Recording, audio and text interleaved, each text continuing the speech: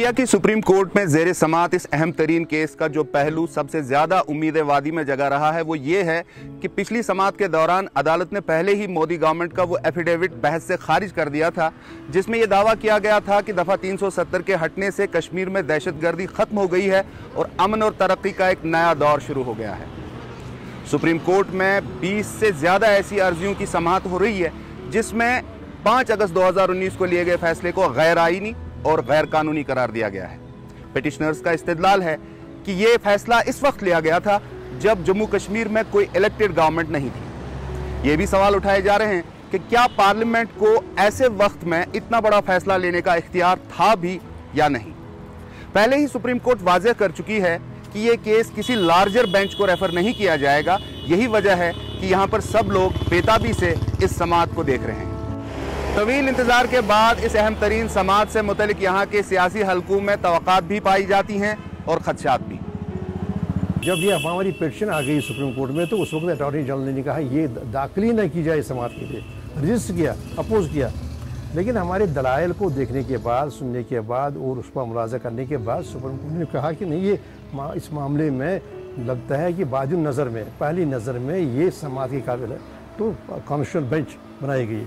तो हमारी पूरी हमारी उम्मीदें हैं और हमारा ये भरोसा है कि सुप्रीम कोर्ट से हमें इंसाफ मिलेगा और इंसाफ ये होगा कि 5 अगस्त के फैसले आइन के मुनाफी थे और वो काबिल अमल नहीं है और जो जम्मू कश्मीर के जो हुकूक हैं वो बहाल किए जाए।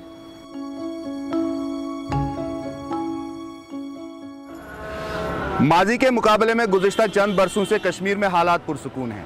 तालीमी और तिजारती सरगर्मियां बगैर किसी रुकावट के जारी हैं और सयाहों की तादाद में भी मुसलसल इजाफा हो रहा है। तशद्दुद की वारदातें भी इक्का दुक्का ही हो रही हैं और सबसे अहम बात यह है कि 5 अगस्त 2019 को जब दफ़ा 370 हटाया गया तो सिर्फ 7 माह बाद इंडिया और पाकिस्तान की अफवाज के दरमियान दीरीना सीज फायर मुआहदे की तजदीद की गई, उसे रिवाइव किया गया। यही वजह है कि सरहदी इलाकों में कई दहाइयों बाद अब जिंदगी पुरसुकून है, लेकिन दोनों मुल्कों के ताल्लुकात अब भी तल्खियों का शिकार हैं। लेकिन इस सब के बावजूद जम्मू कश्मीर पूरे इंडिया में वाहिद खित्ता है जहां पर फ़कत एक लेफ्टिनेंट गवर्नर और चंद senior bureaucrats Indian home ministry की बराह रास्त निगरानी में मकामी इंतज़ामिया चलाते हैं। पहली बात यह है कि कैसे वो फैसले ज़मीन पर हलक से उतारने की कोशिश की गई, क्या क्या हरबे इस्तेमाल किए, वो भी सियासत कर रहे हैं, लेकिन ज़मीन पर हक़ाइक़ कुछ बदले नहीं। अब देखिए, अगर आज की तारीख में हमारी 200 हिफाज़त पिटीशन है या 100 पिटीशन हमारी पेंडिंग है या हमारे 200 नौजवान आगरा में है, अजमेर में है, बरेली में है, तिहाड़ में है और हमारे यहाँ के मीरवाइज अगर 200 के ज़्यादा जुम्मा हुए जब वो तबलीग नहीं कर पाए जामा मस्जिद में, तो ये क्या दलील है? दलील ये है कि कानूनी पहलू एक है, आपने तो किया था फिर 5 अगस्त को, देखिए ज़मीन पर कोई चीज़ तब्दीली आई नहीं।